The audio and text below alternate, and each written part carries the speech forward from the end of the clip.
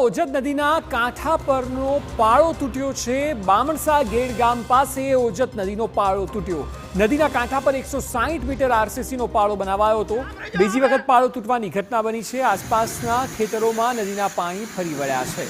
અગાઉ પ્રથમ વરસાદમાં જ પાળામાં ગાબડું પડ્યું હતું। ત્યારબાદના અત્યારના દ્રશ્યો બામણસા ગેડ ગામ પાસે નદીના કાંઠા પર હતો 160 મીટરનો પાળો તે તૂટી ગયો અને ખેતરો કંઈક આ પ્રકારે પાણી થઈ ગયા હતા।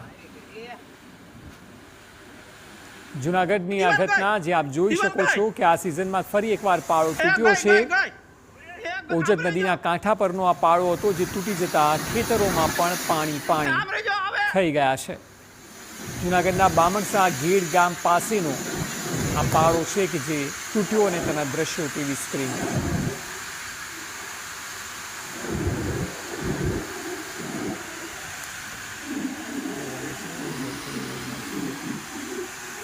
દીવાલ ગઈ